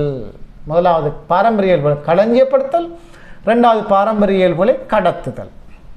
பாரம்பரிய இயல்புகளை களஞ்சியப்படுத்தல், அடுத்த சந்ததிக்கு அதை கடத்துதல், 2 முக்கியத்துவம். 3வது புரத தொகுப்பு செயல்முறை, அதான் நம்ம சொன்ன ஆர்என்ஏ புரத தொகுப்பு செயல்முறைக்கு இந்த நியூக்ளிக் அமிலம் முக்கியத்துவம் பெறுது. 4வது கலத்தினுள் நடைபெறும் எல்லா உயிர் செயல்முறைகளையும் கட்டுப்படுத்துகின்றது. கலத்துக்குள்ளே நடக்கிற எல்லா செயல்பாட்டையும் கொண்ட்ரோலுக்குள்ளே வச்சிருக்கிற யாருண்டா? இந்த டிஎன்ஏ, கருவுக்குள்ளே இருக்கிற டிஎன்ஏ. இவர் எப்படி கண்ட்ரோல் பண்ணுறாரு? களத்துக்குள்ளுக்கு என்ன நடக்கணுமா இருந்தாலும் அதுக்கு யாப்பு புத்தகம், சட்ட புத்தகம் இவர் தான். அதில் எல்லா மெசேஜும் பதிவாக இருக்குது. அவரை மூக்கு எப்படி இருக்கணும், அவரை நாக்கு எப்படி இருக்கணும், அவரை குணாதிசயம் எப்படி இருக்கணும், அவரை சிந்தனைகள், அவரை செயல்பாடுகள் எல்லாம் சட்ட புத்தகம் அதை வச்சிருக்கிறார் அந்த டிஎன்ஏ. அந்த டிஎன்ஏல இருக்க அந்த நைட்ரசன் உப்பு மூல தொடர் ஒழுங்குக்கு ஏற்பத்தான் மெசேஜ் கிரியேட் ஆகும். அந்த உப்பு மூல தொடர் ஒழுங்கு எப்படி இருக்குதோ அதுக்கு ஏற்பத்தான் மெசேஜ் ஒன்று கிரியேட் ஆகும். ஏடிசிஜி இந்த அப்படி அப்படி அப்படி இப்படி ஒரு கோடு ஒன்று வந்துச்சுன்னா அதுதான் நம்ம ஒரு ஜீன், ஒரு பரம்பரை அழகுன்னு சொல்லுவோம். அந்த பரம்பரையில் என்ன இருக்குதோ அதுக்கேற்ப வேலை தான் அங்கே நடக்கும். அப்படி தானே? இப்போ இலங்கையில் சட்ட புத்தகம் இருக்குது, யாப் இருக்குது இல்லையா? அந்த யாப்பில் என்ன இருக்குதோ, சட்டத்திட்டத்தில் என்ன இருக்குதோ அது மாதிரி தான் வேலை நடக்கும். அப்படி தான் எங்களோட உடம்புலையும், மனுஷன் மட்டுமில்லை எல்லா உயிரங்கிகளோட உடம்புலையும் அந்த சட்ட புத்தகம், யாப்பு, அந்த கோடு அதில் எழுதி வைக்கப்பட்டிருக்குது. அதான் அந்த நைட்ரசன் உப்பு மூலம் தொடர் விளங்குவோம். அந்த ஆர்டர், அந்த கோடு எப்படி இருக்குதோ அதுக்கேற்ப தான் உடலில் வேலை நடக்கும். அப்போ பரம்பரை இயல்புகளை சேமிக்கிறதுண்டு, பரம்பரை இயல்புகளை கடத்துறதுண்டு. அதே நேரத்தில் அந்த உடலில் என்ன நடக்கணும், என்ன மாதிரி அந்த உடம்பு இயங்கணும் என்றத மொத்த கொண்ட்ரோலும் எங்கே இருக்குண்டா? இந்த யாப்புக்குள்ளே தான் இருக்குது. அந்த யாப்பு தான் டிஎன்ஏ, ரைட்? அதில் இருக்க நைட்ரசன் உப்பு மூல தொடர் ஒழுங்கு தான் அந்த பரம்பரை அலகுன்னு சொல்கிறது. அப்போ அந்த டிஎன்ஏல பரம்பரை அலகுகள் இருக்குது. அந்த பரம்பரை அலகுல என்ன மெசேஜ் பதிவாக இருக்குதோ அந்த மெசேஜுக்கு ஏற்பத்தான் அந்த கலத்தினுடைய, அந்த உயிரங்கியினுடைய செயல்பாடுகள் அமையும். இப்போ என்னுடைய மூக்கு இப்படி இருக்கிறதுக்கும் இன்னொருத்தர மூக்கு இன்னொரு வித்தியாசமாக இருக்குது. என்ன காரணம்? என்னுடைய மூக்கு இப்படித்தான் இருக்கணுன்ற மெசேஜ் யார் கொடுத்தா? அந்த மூக்கை உருவாக்குவதற்கான அந்த கலங்கள், அந்த புரதங்களை தொகுக்கிறதுக்கு தேவையான மெசேஜை கொடுத்தவர் என்னுடைய உடலில் இருக்கிற டிஎன்ஏ. அப்போ அந்த டிஎன்ஏ கொடுத்த அந்த மெசேஜுக்கு ஏற்பத்தான் என்னுடைய மூக்கு இப்படி உருவாக்கப்பட்டிருக்கு, ரைட்? தலைமுடியின் வடிவம், தலைமுடியின் நிறம், கதிராளியின் நிறம், ரைட்? இது போன்ற ஆயிரக்கணக்கான இயல்புகள் இந்த டிஎன்ஏ தான் அந்த மெசேஜை வச்சிருக்குது. அப்போ அந்த மெசேஜ் தான் பரம்பரை அலகுன்னு சொல்கிறது, ஜீன்னு சொல்கிறது. அந்த ஜீன், ஒரு ஜீன்ன்றது என்ன? ஒரு கோட், ஒரு ஏரியா. டிஎன்ஏல ஒரு ஏரியா, ஒரு 50-60 அல்லது ஒரு 80-90 அல்லது ஒரு 100 அப்படி வந்து நைட்ரஜன் உப்பு மூல அந்த தொடர் ஒழுங்கு ஒரு செக்ஷனை தான் ஒரு ஜீன் அப்படின்னு நம்ம சொல்லுவோம். அதுதான் களத்தினுள் நடைபெறும் எல்லா உயிர் செயல்முறைகளையும் கட்டுப்படுத்துகின்றது. அவ்வுயிர் செயல்முறைகளை கட்டுப்படுத்துவதற்கு தேவையான தகவல், ரைட்? சட்ட புத்தகம் அது டிஎன்ஏல தான் காணப்படுகிறது, டிஎன்ஏல தான் காணப்படுது. இப்போ நியூக்ளிக் அமிலங்களில் 4 முக்கியத்துவங்கள் வழங்கிச்சாப்புகள். ஓகே, இன்னும் 2 பார்க்குறோம் நம்ம. சரியா? 4 இல்லை, இன்னும் 2 முக்கியத்துவங்களை பார்க்குறோம். அடுத்தது 5வது சொல்கிறாங்க பாருங்க பிள்ளைகள். சில வைரசுகளில் பாரம்பரிய தகவல்கள் RNAயில் களஞ்சியப்படுத்தப்பட்டுள்ளது. சில வைரசுகளில் மட்டும். பொதுவாக எல்லா உயிரங்கிகளிலும் பாரம்பரிய இயல்புகளை சேமித்து வச்சிருக்கிறாள். அதை கடத்துறாள் யாருன்னு கேட்டால் DNA தான். எல்லா உயிரங்கிகளிலும், ரைட், நுண்ணங்கிகளில் கூட எல்லா நுண்ணங்கிகள்லையும் DNA தான் பாரம்பரிய இயல்புகளை சேமித்து வச்சிருக்கிற அடுத்தாலே கடத்துற. சில வைரஸுகளில் மட்டும் DNAக்கு பதிலாக RNA, அவரும் நியூக்ளிக் அமிலம் தானே, RNA இந்த பாரம்பரிய தகவல்களை சேமித்து வச்சிருக்கும். அடுத்ததை நம்ம என்ன பார்க்குறோம்டா, DNA மூலக்கூறுகளில் நிகழும் விகாரம் அங்கி கூர்ப்புக்கு வழிவகுக்கிறது. விகாரங்களுக்குள்ளாகும் வாய்ப்பு காரணமாக தோன்றும் பேதங்கள் அங்கிகளின் கூர்ப்புக்கு முக்கியத்துவம் வாய்ந்ததாகும். இந்த கூர்ப்புன்ற விஷயம் பிள்ளைகள் இப்போ நம்மளோட சிலபஸ்லேருந்து இன்னும் கொஞ்ச நாளில் அதை நீக்கிடுவாங்க. பாடத்துக்காக நீங்கள் படிங்க, நோட்ஸ் வந்து அப்படி எழுதுங்க. இந்த கூர்ப்பு அப்படிங்கிறதுல வந்து நிறைய முரண்பாடுகள், நிறைய சிக்கல்கள், பிரச்சனைகள் இருக்குது இல்லையா? இந்த குரங்குலேருந்து பரிணாம வளர்ச்சி அடைஞ்சி மனிதன் கூர்ப்பு நடந்தது, ஏன்னா இயற்கை தன்னாலே ஒவ்வொரு உயிரங்கிலும் உருவாகியது, இந்த மாதிரி தோன்றியது, சார்ல்ஸ் டார்வினுடைய பரிணாம வளர்ச்சி கோட்பாடு, இதில் நிறைய குளறுபடிகள், நிறைய கோளாறுகள், நிறைய பிரச்சனைகள், நிறைய பித்தலாட்டங்கள் நடந்திருக்குன்னு சொல்லி இன்றைக்கி அது வந்து பெரும்பாலான உலக நாடுகள் அது சிலபஸை விட்டு அதை நீக்கியிருக்கிறாங்க. நம்ம நாட்டிலையும் இன்ஷா அல்லாஹ் விரைவில் இந்த சிலபஸ் மாறுகின்ற போது இந்த கூர்ப்புன்ற விஷயம் மாறுவதற்கான வாய்ப்புகள் இருக்குது. அப்போ அந்த கூர்ப்பு அப்படிங்கிறது இப்போ அது ஈடுபடலை, அது வந்து ஏற்றுக்கொள்ள இயலாத நிலைமைக்கு அது இப்போ உருவாகி இருக்குது. அது ஒரு கொள்கை தானே, அது ஒரு கொள்கை, அது ஒரு ஏற்றுக்கொள்ளப்பட்ட நிரூபிக்கப்பட்ட ஒரு விதி அல்ல. கூர்ப்பு கொள்கை, பரிணாம வளர்ச்சி கோட்பாடு ஒன்று தான். அப்போ அதில் நிறைய பிரச்சனைகள் இப்போ நவீன காலத்தில் விஞ்ஞானிகள் அதை கண்டறிஞ்சு அது வந்து எங்களோட சிலபஸை விட்டு இன்னும் கொஞ்சம் காலத்தில் அடுத்த எடிஷனில் எங்களோட சிலபஸில் இது மாற்றப்படலாம். அப்போ நீங்கள் அது உண்மை இல்லை, இந்த கூர்ப்புன்றது உண்மை இல்லைங்கிறத விளங்கிக் கொள்ளுங்க, அது விளக்கத்துக்காக விளங்கிக் கொள்ளுங்க. ஆனால் பாடம் சிலபஸில் இருக்கிற காரணத்தால் நீங்கள் அதை எக்ஸாமுக்கும் அதை மாதிரி எழுதுங்க. அப்போ என்ன அதில் இருக்குது, DNA மூலக்கூறுகளில் நிகழ்கிற விகாரம், இதில் ஏற்படுற விகாரங்கள் காரணமாக சில பரம்பரை அமைப்புகள், பாரம்பரிய தகவல்களில் சேஞ்சஸ் நடந்து வித்தியாசமான உயிரங்கிகள், புதிய இனங்கள் தோன்றுவதற்கு அது காரணமாக அமையுதுன்னு சொல்லி ஒரு கருத்தையும் இதுக்குள்ளே சொல்கிறாங்க. ரைட். மேலே கூறப்பட்ட உயிரியல் மூலக்கூறுகளில் பிரதானமாக கார்பன், ஹைட்ரசன், ஆக்சிஜன், நைட்ரசன் காணப்படுகின்றன.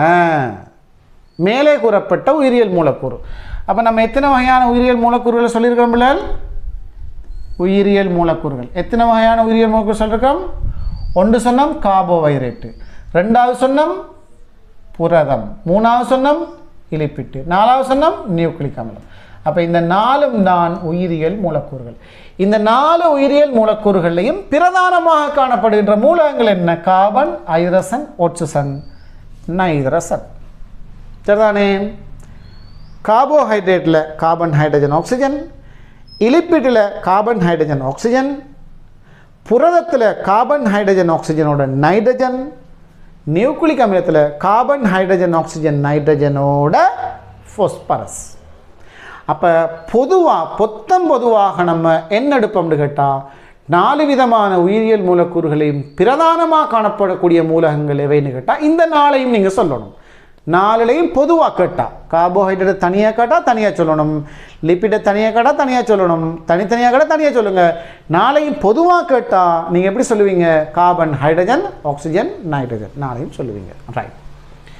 இப்போ இந்த மூலகங்கள் இந்த உயிரியல் மூலக்கூறுகளில் காணப்படுகிறது அப்படிங்கிறத எப்படி பரிசோதனை மூலம் காட்டலாம் என்று கேட்டா பிள்ளைகள், உயிரியல் மூலக்கூறுகளில்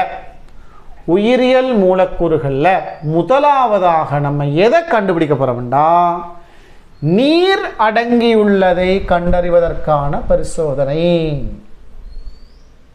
உயிரியல் மூலக்கூறுகளில் கூறாக நீர் காணப்படுகிறது அப்படிங்கிறத நம்ம எப்படி கண்டுபிடிக்கிற, அதாவது உயிரங்கின உடம்புல உயிரியல் மூலக்கூறுகளில் இவங்க தந்தத்துக்கு நம்ம உயிரியல் மூலக்கூறுகள் 4 தானே படித்தோம், carbohydrate, protein, lipid, nucleic acid. இந்த மூலக்கூறுகளில் நீர் இல்லை, அதில் அவங்க சொல்ல வர்றது அதாவது உயிரங்கின்ற உடம்புல உயிர் அங்கின்ற உடம்பை ஆக்கியிருக்கிற அந்த பதார்த்தங்களில் நீர் காணப்படுகிறதுன்றதை எப்படி கண்டறியலாம் என்றதான் கேள்வி. தண்ணி இல்லாமல் எந்த ஒரு உயிரினமும் உயிர் வாழ முடியாத பிள்ளைகள். எந்த ஒரு உயிரங்கியாக இருந்தாலும் அதில் உடலில் நீர் கட்டாயம் இருக்கணும், நீர் கட்டாயம் இருக்கும். ஒரு உயிரங்கின்ற உடம்புலேருந்து நீரை நீங்கள் முழுமையாக வெளியேற்றினீங்கன்னு சொன்னால் அந்த உயிரங்கின்ற உடம்பில் உயிர் இல்லாமல் போயிடும். உயிரை இல்லாமக்காமல் உங்களுக்கு நீரை முழுமையாக வெளியேற்ற முடியாது. நீர் அவ்வளவு முக்கியமான ஒன்று. அது நாங்கள் நீரின் முக்கியத்துவத்தை எடுத்தால் படிக்க இருக்கிறோம். அப்போ இந்த நீர் உயிரங்கின்ற உடலில் காணப்படுகிறது அப்படிங்கிறத எப்படி பரிசோதனையால் காட்டலும்ன்றதான் கேள்வி. என்ன செய்யட்டாம்? தேவையான பொருட்கள் இறைச்சி கொஞ்சம் எடுக்கட்டாம். உயிரங்கின்ற உடலில் ஒரு பகுதி தானே இறைச்சி. அதே தாவர இலை ஒன்று எடுக்கட்டாம். இப்படி ஏதாவது தாவரத்திலிருந்தோ விலங்கிலிருந்தோ அந்த உயிரங்கின்ற உடலில் இருந்து ஒரு பகுதியை எடுக்கட்டாம். அடுத்து புடக்குகை ஒன்றும் பன்சன் சுடரடுப்புண்டும் தேவையாம். புடக்குகைன்னா அந்த சின்னதாக எப்படி இருக்கும் புடக்குகை. அது அதுக்குள்ளே இது என்ன செய்யலாம்? அந்த இறைச்சி அல்லது தாவர இலையை அதுக்குள்ளே போடலாம், புடக்குகைக்குள்ளே போடலாம். ரைட். படிமுறை என்ன சொல்கிறாங்க? மீன், அங்கே இறைச்சி சொன்னாங்க, இங்கே மீன், பிரச்சனை இல்லை. மீன் அல்லது இறைச்சி அல்லது தாவர இலை என்பவற்றை நன்கு சின்ன சின்ன துண்டாக்கி கொள்ளட்டான், நல்லா வெட்டி துண்டாக்கி கொள்ளட்டான். இவற்றை வெவ்வேறான புடக்குகையினுள் இட்டு நீர் வெளியேறும் வரை வெப்பமேற்றுங்கள். அதில் இறைச்சியில் தண்ணி இருக்குன்னு அவங்க நல்லா தெரியும் தானே பிள்ளைகள். தாவர இலையில் தண்ணி இருக்குன்னு நல்லா தெரியும், மீன் உடம்புல தண்ணி இருக்குன்னு நல்லா தெரியும். இருந்தாலும் அது தண்ணி அதில் இருக்குங்கிறத பரிசோதித்து காட்டணும். அதான் முக்கியம். பரிசோதனை மூலமாக அதை நம்ம காட்டணும். ரைட். அப்போ அதுக்காக நீங்கள் என்ன செய்ய போகிறீங்க? இப்போ இந்த புடக்கைகளுக்கோ இது ஒன்றையும் தனித்தனியாக எடுக்க போகிறீங்க. சரியா? தனித்தனியாக அதுக்குள்ளே போட்டுட்டு அதில் இருக்கிற அந்த தண்ணி வெளியால் வர வரைக்கும் சூடாக்கட்டாம். வெளியில் வர வரைக்கும் சூடாக்கட்டாம். எப்படி சூடாக்குவீங்க? இப்போ உதாரணத்துக்கு நம்ம ஒரு புடக்குகைன்னு எடுத்துருக்கோம் பிள்ளை. சரியா? ஒரு புடக்குகைன்னு எடுத்துருக்கோம். இதுதான் புடக்குகை. இதுக்குள்ளுக்கு நீங்கள் இப்போ எதை எடுத்துருக்கீங்க? இறைச்சி. இதுக்குள்ளே இப்போ இறைச்சி துண்டு துண்டாக வெட்டி போட்டிருக்காங்க. இறைச்சி இதுக்குள்ளே துண்டு துண்டாக இருக்குது. இதுக்கு இப்போ நீங்கள் நெருப்பு கொடுக்க போகிறீங்க, வெப்பத்தை கொடுக்க போகிறீங்க. ஒரு முக்காளி ஒன்றில் நீங்கள் இதை வைக்கலாம், அல்ல ஒரு நாட்காலி ஒன்றில் வைக்கலாம். ஏதாவது ஒன்றில் இதை வச்சு இதுக்கு அடியால் நெருப்பை கொடுக்க போகிறீங்க. இப்போ ஹீட் பண்ண போகிறீங்க. பன்சன் பேர்னரை இதில் வச்சு இந்த பன்சன் பேர்னர்லேருந்து சுவாலை நெருப்பு வருது. பன்சன் பேர்னர்லேருந்து நெருப்பு சுவாலை வருது. இப்போ இந்த இறைச்சியை நீங்கள் புடக்குவையில் இப்படி சூடாக்குற இடத்துல இதில் இருந்து அந்த தண்ணி என்ன செய்யும்னா ஆவியாகி வெளியேறும். அந்த தண்ணி ஆவியாகி போகிற நேரத்தில் நீங்கள் என்ன செய்யணும்டா பிள்ளைகள்?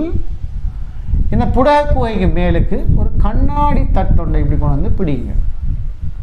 ஒரு கண்ணாடி தட்டொண்டை அந்த ஆவி போகிற நேரத்தில் மேலுக்கு பிடிங்க. பிடிச்சிங்கன்னு சொன்னால் இதிலேருந்து போகிற இந்த ஆவியெல்லாம் என்ன செய்யும்? இதிலேருந்து போகிற இந்த ஆவியெல்லாம் என்ன செய்யும்டா? இந்த கண்ணாடி தட்டில் போயிட்டு நீர்த்துளிகளாக மாறும். இந்த கண்ணாடி தட்டில் நீர்த்துளிகளாக அந்த நீராவி மாறும். ரைட். இப்போ இந்த கண்ணாடி தட்டை நீங்கள் எடுத்துகிட்டு அதில் படிகின்ற இந்த திரவ துளிகளை கோபால்ட் குளோரைட்டு தாளை பயன்படுத்தி உங்களை இனங்காணட்டாம். நீல நிறத்திலிருந்து இளஞ்சிவப்பு நிறமாக இந்த கோபால்ட் குளோரைட்டு கரைசல்ல நனைத்து உலர்த்தப்பட்ட அந்த வடிதாள் நீல கலரில் இருந்து சிவப்பு, இளஞ்சிவப்பு, ரைட், அதாவது பிங்க், இளஞ்சிவப்பு நிறமாக அது மாறுமா? ரைட். கோபால்ட் குளோரைட்டு கரைசல் இளஞ்சிவப்பு நிறம். அந்த இளஞ்சிவப்பு நிற கோபால்ட் குளோரைட்டு கரைசல் எடுத்து அந்த கரைசலுக்குள்ளுக்கு பிள்ளைகள் நீங்கள் இந்த இளஞ்சிவப்பு நிற கோபால்ட் குளோரைட்டு கரைசலுக்குள்ளுக்கு ஒரு ஃபில்டர் பேப்பரை கொண்டு போயிட்டு தாட்டி அதை நனைச்செடுத்தீங்கண்டா அது இளஞ்சிவப்பு நிறத்தில் இருக்கும். அதை நீங்கள் கொண்டு போயிட்டு காய வச்சிங்கன்னா, உலர வச்சிங்கன்னா அந்த ஃபில்டர் பேப்பரில், இப்போ இதில் கோபால்ட் குளோரைட் இருக்குது, தண்ணியோட கோபால்ட் குளோரைட் இருக்குது, அப்போ அது இளஞ்சிவப்பு நிறம். அதை கொண்டு போயிட்டு உலர்த்தினீங்கண்டா உலர்ந்த பின்னாடி அந்த கோபால்ட் குளோரைட்டு நனைத்து உலர்த்தப்பட்ட அந்த ஃபில்டர் பேப்பரில் கோபால்ட் குளோரைடு இருக்குது, ஆனால் தண்ணி இல்லை. இப்போ இவர் வந்து என்ன நிறத்தில் இருப்பார்? நீல நிறத்தில் இருப்பார். இது உலர்த்தப்பட்ட கோபால்ட் குளோரைட்டில் நனைச்சி உலர்த்தப்பட்ட வழித்தாள். இந்த ஃபில்டர் பேப்பர் இப்போ நீல கலர் இருக்கும். இந்த கோபால்ட் குளோரைட்டுக்கு தண்ணி கிடைச்சா சிவப்பாக மாறும், தண்ணி இல்லாட்டி நீளமாக மாறும். அப்போ தண்ணியை அடையாளம் காட்டக்கூடிய ஒரு காட்டி தான் இந்த கோபால்ட் குளோரைட்டு என்று சொல்கிறது. அப்போ கோபால்ட் குளோரைட்டுக்குள்ளே நினச்சாங்க, அப்போ அது சிவப்பு நிறம், அதை உலர்த்தினீங்க, இப்போ அது நீல நிறம். இந்த நீல நிறத்தில் உங்கள்கிட்ட இந்த ஃபில்டர் பேப்பர் இருக்குது. கோபால்ட் குளோரைட்டு கரைசலில் நனைச்சி இளஞ்சிவப்பு நிறமாக இருந்துச்சு, அதை உலர்த்தினீங்க, தண்ணி இப்போ இல்லாமல் போனோடனே இவர் வந்து இந்த ஃபில்டர் பேப்பர் வந்து இப்போ நீல நிறத்தில் இருக்குது. இந்த ஃபில்டர் பேப்பரை கொண்டு வந்து இந்த கண்ணாடி தட்டில் இருக்கிற இந்த நீர்த்துளிகள் அப்படி தடவுங்க. நீர்த்துளியில் அதில் இருக்கிற நீர்த்துளியில் இந்த ஃபில்டர் பேப்பரை கொண்டு போய்ட்டு தேய்ங்க. தேய்க்கும் போது இந்த ஃபில்டர் பேப்பர் என்ன கலருக்கு மாறுமாம்டா? இளஞ்சிவப்பு நிறத்துக்கு மாறும். ஏன் இளஞ்சிவப்பு நிறத்துக்கு அது மாறுது? அதில் இருக்கிற கோபால்ட் குளோரைட்டு தண்ணி கிடைச்சா இளஞ்சிவப்பு நிறமாக மாறிடும், தண்ணி இல்லாட்டி நீல நிறத்துக்கு மாறிடும். அப்போ நீரை அடையாளம் காணக்கூடிய ஒரு காட்டி தான் கோபால்ட் குளோரைட்டு. அப்போ நீங்கள் இந்த இறைச்சியை வெப்பமாக்கும் போது இதுலேருந்து ஆவி வந்துச்சு, அந்த ஆவி இதில் பட்டு ஒடுங்கி துளியாக திரவ துளியாக மாறிச்சு, அதில் கொண்டு வந்து கோபால்ட் குளோரைட்டு கரைசலை வச்ச உடனே இளஞ்சிவப்பு நிறம். அப்போ கோபால்ட் குளோரைட்டு இளஞ்சிவப்பு நிறத்தை எப்போ கொடுக்கும்? தண்ணிக்கு தான் கொடுக்கும். தண்ணி பட்டாத்தான் அது நீளத்திலிருந்து இளஞ்சிவப்பாக மாறும். எனவே இங்கே உள்ளது என்னது? தண்ணி. அப்போ அந்த இறைச்சியிலேருந்து வெளியாகி போனது என்னது? நீர் தான் என்ற முடிவுக்கு நாங்கள் வரலாம். விளங்கிச்ச பிள்ளைகள்? இதே மாதிரி நீங்கள் இலையை துண்டு துண்டாக வெட்டி போட்டு அதை ஹீட் பண்ணலாம், மீனை வெட்டி போட்டு அதை ஹீட் பண்ணலாம். எதுவாக இருந்தாலும் சரி ஹீட் பண்ணச்சில் போகிற அந்த ஆவியை ஒடுக்கி அதுக்கு இந்த கோபால்ட் குளோரைட்டு வடிதால கொண்டு போய்ட்டு செக் பண்ணிங்கண்டா அது நீர் தான்ன்றதை கண்டுபிடிக்கலாம். விளங்கிச்ச பிள்ளைகள்? எனவே இந்த பரிசோதனை என்ன முடிவுக்கு நாங்கள் வருவோம்? கண்ணாடி தட்டின் மீது நீர்த்துளிகள், அதில் தோன்றின அந்த துளி என்னது? நீர்த்துளிகள் தான் அப்படின்ற முடிவுக்கு வர முடியும். மேற்கூறிய பதார்த்தங்களின் கூறாக நீர் உள்ளதை இதிலிருந்து அறிந்து கொள்ளலாம். அப்போ இந்த நீர் வந்து எங்கே காணப்படுது? இந்த நீர் வந்து எங்கே காணப்படுது? உயிரியல் மூலக்கூறுகளில், அதாவது உயிரங்கின்ற உடலில் கட்டாயம் நீர் இருக்குதுன்ற முடிவுக்கு நாம் இதிலிருந்து வருவோம் பிள்ளைகள். அதே மாதிரி அடுத்த செயல்பாட்டுக்கு நாங்கள் போகிறோம். உயிரியல் மூலக்கூறுகளில் கார்பன் அடங்கியுள்ளதை இனங்காணல். இப்போ முதலாவது உயிரியல் மூலக்கூறு, உயிரங்கின்ற உடம்புல நீர் இருக்கின்றதை இனங்கண்டம். உயிரியல் மூலக்கூறு உடம்புல நீர் இருக்கின்றத இனங்கண்டம். அடுத்தது நாங்கள் இனங்காண போகிறோம் உயிரியல் மூலக்கூறுகளில் கார்பன் அடங்கியுள்ளதை இனங்காணல். கார்பன் இருக்குதுன்றதை எப்படி கண்டுபிடிக்க போகிறோம்? அதே மாதிரி பரிசோதனை தான் பிள்ளைகள். பாருங்கள், புடக்குகை தேவைங்களுக்கு, புடக்குகை, அது மாதிரி தாவர இலை, மீன் துண்டு, சிறிதளவு சோறு, இப்படியான பொருட்கள் ஏதாவது நம்ம எடுக்கிறோம். சரி, மீன் துண்டு, சிறிதளவு சோறு, தாவர இலை ஆகியவற்றை தனித்தனியாக அரைத்து பசைகளை தயாரித்து கொள்ளுங்கள். அதை வந்து அரைக்கணும். இப்போ மீனுன்னா மீனை வந்து நல்லா பசை மாதிரி செய்யணும். சோறுண்டா சோறு கொஞ்சம் தண்ணியை போட்டு நல்லா மிக்ஸ் பண்ணி பசை மாதிரி ஆக்கணும். தாவரையில் நசிச்சு பசை மாதிரி ஆக்கணும். இப்படி பசைகளை தயாரித்து கொள்ளட்டாம். இவற்றை வெவ்வேறான புடக்குகையில், ஒவ்வொரு புடக்குகைகளுக்கு ஒவ்வொன்று எடுக்கட்டாம், ஒரு புடக்குகைகளுக்கு ஒவ்வொன்று எடுக்கட்டாம். எடுத்து நன்றாக வெப்பமேற்றுங்கள். அப்போதே மார்த்தாம்பிள்ளல் முக்காலி கொண்ட வச்சுன்னு செய்யுங்க, ஹீட் பண்ணுங்கள், மூண்டையும் வெப்பமேற்றுங்க. ரைட், வெப்பமேற்றுங்கள். கடைசியாக கிடைக்கப்பெறும் விளைவை வெள்ளை கடதாசியின் மீது உறைஞ்சுங்கள். நல்லா ஹீட் பண்ணி விட்டோன்னே என்ன நடக்கும்? இதுக்குள்ளே மீன் இருந்தாலும் சரி, இறைச்சி இருந்தாலும் சரி, சோறு இருந்தாலும் சரி, இலை இருந்தாலும் சரி, அதில் இருக்கக்கூடிய எல்லா பதார்த்தங்களும் ஆவியாகி போயிடும். எல்லாமே ஆவியாகி போன பின்னாடி கடைசியாக இப்போ இதுக்குள்ள என்ன மிஞ்சும்டா பிள்ளை? அடியில் கொஞ்சோண்டு கறி மிஞ்சும். என்ன மிஞ்சும்? அடியில் கறி கொஞ்சோண்டு மிஞ்சும். அந்த மிஞ்சிருக்கிற பதார்த்தத்தை அந்த கறி எடுத்து வெள்ளை கடதாசியில் நீங்கள் இப்படி தேய்ச்சிங்கண்டா அது வந்து கோடுகள் கீறுப்படும். வெள்ளை கடதாசியில் தேய்ச்சிங்கண்டா கோடு வரும். அப்போ பிள்ளைகள், கடதாசியில் கோடு கீறுற ஆற்றல் யாருக்கு இருக்குது? கார்பனுக்கு தான் இருக்குது.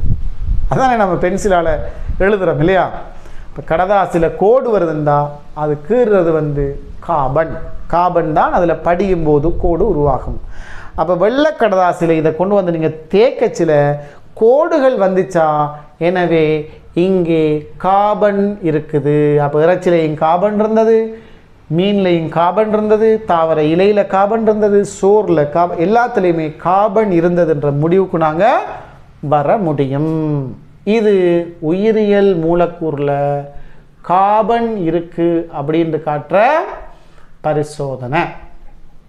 அது மாதிரி அடுத்தது இது என்னது, உயிரியல் மூலக்கூறில் உயிரங்கின்ற உடம்புல நைதரசன் இருக்குது, நைதரசன் மூலகம் இருக்குதுன்னு காட்டுறதுக்கு செய்கிற பரிசோதனை.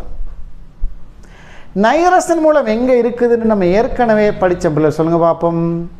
கார்பன் ஹைட்ரஜன் ஆக்சிஜன் வந்து எங்கே இருக்குது, கார்பன் ஹைட்ரஜன் ஆக்சிஜன் கார்போஹைட்ரேட்டில் லிப்பிட்டில். அடுத்ததாக படித்தேன் புரதம். அப்போ புரதத்தில் கார்பன் ஹைட்ரஜன் ஆக்சிஜனோட நைட்ரஜன் கூறாக இருக்குதுன்னு படித்தோமா இல்லையா, அது ஞாபகத்தில் இருக்குதானே. இந்த நைட்ரஜன் புரதத்தின் ஒரு கூறாக இருக்கிற போது நம்ம புரதத்துக்கு செஞ்ச பரிசோதனை என்ன, பையூரேட்டு சோதனை. புரதத்துக்கு செஞ்ச பரிசோதனை என்ன பிள்ளைகள், பையூரேட்டு சோதனை. அந்த பையூரேட்டு சோதனை எந்த மூலகத்துக்கு செஞ்சோம்டா, நைட்ரஜனுக்குத்தான் செஞ்சோம். எனவே பிள்ளைகள் இங்கே நம்ம நைட்ரஜன் உணவுல அல்லது உயிரங்கின்ற உடம்புல, தாவரத்திலையோ விலங்குலையோ உயிரங்கின்ற உடம்புல நைட்ரஜன் இருக்காண்டு செக் பண்ணுற பரிசோதனை என்னண்டா, அதே பையூரேட்டு சோதனை.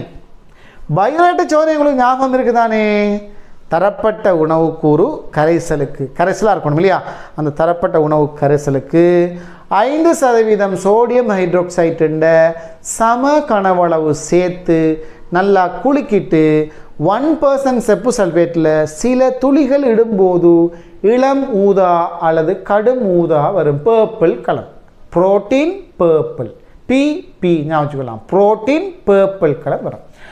அந்த பர்பிள் கலர் தான் இங்கேயும் நைட்ரஜனை கண்டுபிடிக்கிறதுக்கான பரிசோதனை.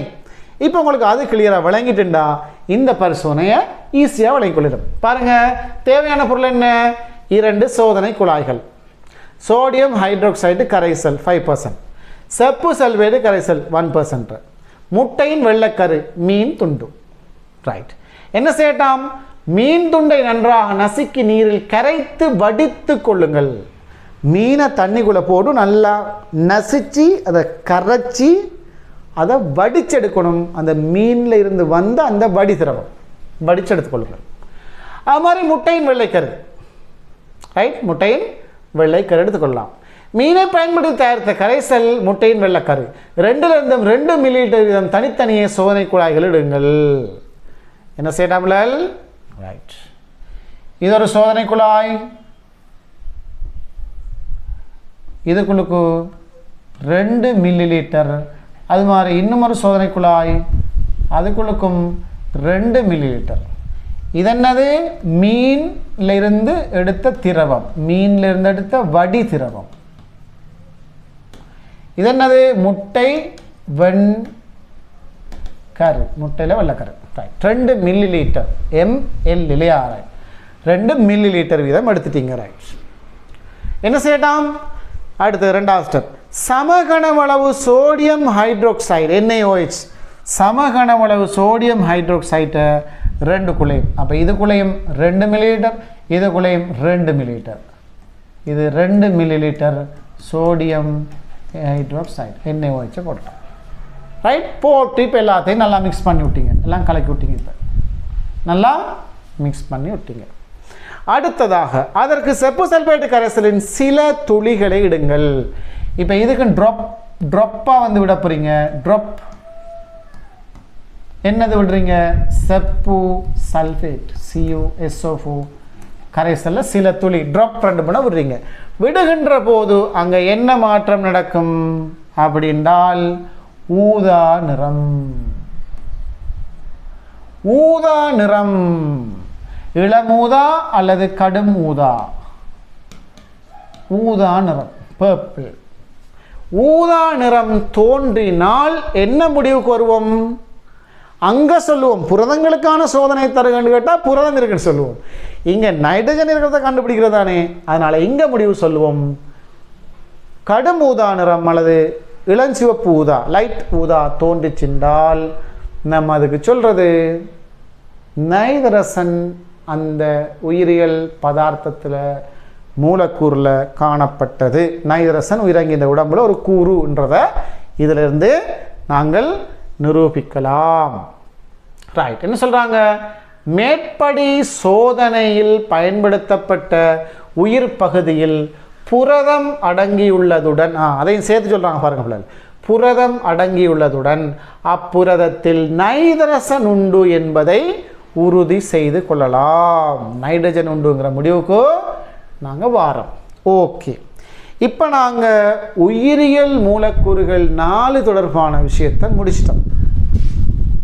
ரைட், இந்த பாடத்தின் துவக்கத்தில் நம்ம சொன்னோம் சேதன சேர்வை அசேதன சேர்வை. உயிரங்கின்ற உடம்புல சேதன சேர்வையும் இருக்குது அசேதன சேர்வையும் இருக்குது. உயிரங்கின்ற உடம்புல இருக்கிற சேதன சேர்வைகள் 5ன்னு சொன்னோம், ஞாபகம் இருக்கா?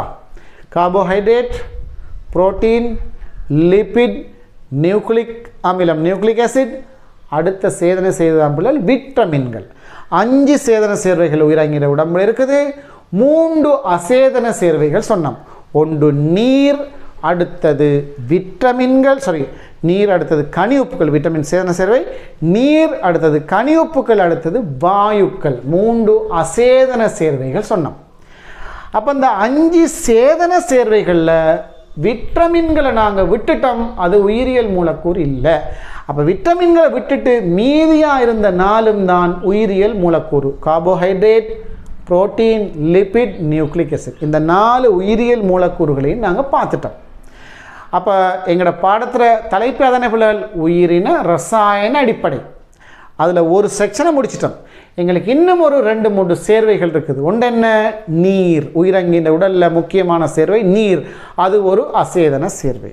அது மாதிரி உயிரங்கின்ற உடம்புல மிக முக்கியமான ஒரு சேர்வை தான் விட்டமின்கள், அது ஒரு சேதன சேர்வை. உயிரியல் மூலக்கூறு அல்ல, ஆனால் சேதன சேர்வை. அதை நம்ம அடுத்ததாக பார்க்கிருக்கிறோம். அதே மாதிரி கனியுப்புக்கள், உயிரங்கின்ற உடலில் காணப்படக்கூடிய இன்னொரு அசேதன சேர்வை தான் கனியுப்புக்கள். ரைட், இந்த 3 விதமான பதார்த்தங்களை நம்ம பார்த்தோம்னா இந்த முதலாவது யூனிட்டை கம்ப்ளீட்டாக முடிச்சிடலாம். அப்போ இந்த முதலாவது யூனிட்டுக்கு தேவையான சகல வீடியோக்கள் படிப்பிச்சு உங்களுக்கு நான் ஒவ்வொரு வார்த்தைக்கு வார்த்தை, ரைட், ஒவ்வொரு வசனத்துக்கு வசனம் மிக தெளிவான விளக்கத்தை நான் உங்களுக்கு தந்திருக்கிறேன். அப்படி இது உங்களுக்கு விளங்கியிருக்கும்னு நம்புகிறேன். இந்த வீடியோ கிளிப்ஸை நீங்கள் பார்க்குறதோட இதுக்கு தேவையான வீடியோக்கள், அதாவது யூடியூப் வீடியோஸை நீங்கள் பார்க்கணுமேங்கடா எங்கடா மொபைல் ஆப்புக்குள்ளே வந்து, அப்போ நீங்கள் கூகுள் ப்ளே ஸ்டோரில் போயிட்டு அல் இஹ்லாஸ் ஹோம் ஸ்கூல் அப்படின்னு அடிச்சிங்கன்னா உங்களுக்கு அந்த ஹோம் ஸ்கூல் காட்டும்.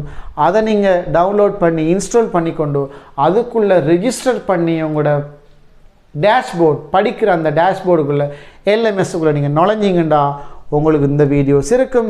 இதுக்கு தேவையான பிடிஎஃப் டியூட்ஸ் இருக்கும். இதுக்கு தேவையான ஆன்லைன் ப்ராக்டிஸ் இருக்கும். பிள்ளைகள் மிக முக்கியமானது. ஒவ்வொரு பாடங்களுக்கும் செல்ஃபாக நீங்களே ஃபோன்லேயே அதை அல்லது உங்களோட டிவைஸில் டேப்போ லேப்போ உங்களோட டிவைஸ்லேயே நீங்கள் ப்ராக்டிஸ் பண்ணக்கூடிய ஆன்லைன் ப்ராக்டிஸ் ஸ்பெஷலாக இந்த மொபைல் ஆப்புக்குள்ளே இருக்கிற விஷயம் தான் அது.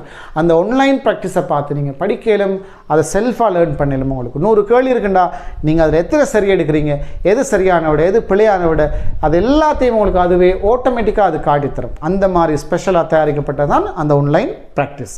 இப்போ இது உங்களுக்கு கிடைக்கும், யூடியூப் ஃப்ரீ வீடியோஸ் கிடைக்கும் தேவையான. இப்போ நம்ம டிஎன்ஏ பார்த்தோம், டிஎன்ஏக்குரிய அந்த வீடியோ, அந்த யூடியூப் வீடியோ உங்களுக்கு அதுக்குள்ளே மொபைல் ஆப்புக்குள்ளே கிடைக்கும். அது மாதிரி அசைன்மெண்ட், இப்போ இதுக்குரிய டியூடை நான் உங்களுக்கு காட்டேன். அந்த டியூடை அப்படியே டவுன்லோட் பண்ணி எடுத்து வச்சுக்கொண்டீங்கடா, அதை பார்த்து உங்களுக்கு அந்த டியூடை செஞ்சு கொள்ளையிலும், வீடியோஸை பார்க்கலும், யூடியூப் வீடியோ ஃப்ரீ வீடியோஸை பார்க்கலும், ப்ராக்டிக்கல் வீடியோஸ் கிராஃபிக் வீடியோஸை பார்க்கலும், அது மாதிரி ஆன்லைன் ப்ராக்டிஸ் இது எல்லாத்தையும் செஞ்சு கொண்டு நீங்கள் வந்தீங்கடா பிள்ளைகள் சயின்ஸில் நீங்கள் குட். ரைட், சயின்ஸ் உங்களுக்கு அப்படி வழங்கும். ஏ அல்ல A+க்கு போகலும், உங்களுக்கு ஏ அல்ல A+க்கு உங்களுக்கு போகலும். சயின்ஸ் மாதிரியே ஏனைய பாடங்களையும் நாங்கள் ஒவ்வொன்றாக இந்த மாதிரி ரெக்கார்ட் பண்ணி அதை எடிட் பண்ணி அதை உங்களுக்கு அப்லோட் பண்ணி உங்களுக்கு மொபைல் ஆப்புக்குள்ளே கொண்டு தருவோம். ஒன்றொன்னா கட்டங்கட்டமாக கொண்டு தார நேரத்தில் நீங்கள் அங்கே இங்கே அலைஞ்சு தெரிய தேவையில்லை, மேலதிகமான பிரியான செலவில்லை, டயர்ட் இல்லை, விருப்பமான நேரத்தில் படிக்கலும், எத்தனை முறையும் மீட்டி படிக்கலும், எவ்வளோ ஸ்பீடாகவும் படித்து கொண்டு போகலும். 10ஆம் ஆண்டிலேயே ஓலவல் சோதனை எழுதி 11ஆம் ஆண்டில் ஏழுக்கு போயிட்டு அந்த 11ஆம் ஆண்டு அந்த ஒரு வருஷம் படிக்காமல் ஏழு ஃபஸ்ட் இயர் படித்து அந்த ஃபஸ்ட் இயர்லேயே உங்களுக்கு செகண்ட் இயரையும் படித்து யூனிவர்சிட்டி என்ற 2 வருஷத்துக்கு முன்னாடி யூனிவர்சிட்டி போகக்கூடிய பாக்கியத்தை இன்ஷா அல்லாஹ் இந்த அல் இக்லாஸ் ஹோம் ஸ்கூல் உங்களுக்கு உருவாக்கி தரும். அதை நோக்கித்தான் எங்களோட பயணம் அமைஞ்சிருக்குது. அதனால் எங்களோட யூடியூப் சேனலை வந்து நீங்கள் சப்ஸ்கிரைப் பண்ணுங்கள். இந்த தகவலை உங்களோட ஏனைய சகோதரர்களுக்கு, நண்பர்களுக்கு, உறவுகளுக்கு எத்தி வைங்க. ரைட், ஷேர் பண்ணுங்கள், கமெண்ட்ஸ் பண்ணுங்கள், உங்களோட கருத்துக்களை தெரிவிங்க. அதே நேரம் இந்த வீடியோக்களை சிறந்த முறையில் பார்த்து படித்து கொண்டு தொடர்ச்சியான 2வது 3வது அலகுகளுக்கு நீங்கள் எங்களோட மொபைல் ஆப்புக்குள்ளுக்கு நீங்கள் நுழைஞ்சிங்கண்டா அது ஒரு கடல் மாதிரி. அதுக்குள்ளே உங்களுக்கு எல்லாமே அதுக்குள்ளே நாங்கள் அரேஞ்ச் பண்ணி தர இருக்கிறோம். ஓகே, நாங்கள் அடுத்த வீடியோவில் என்னத்தை பார்க்க போகிறோம் என்றால் நீர் சம்பந்தமான விஷயங்களை அடுத்த கிளிப்பில் நாங்கள் பார்க்க போகிறோம். சரிதானே பிள்ளைகள்? ஓகே.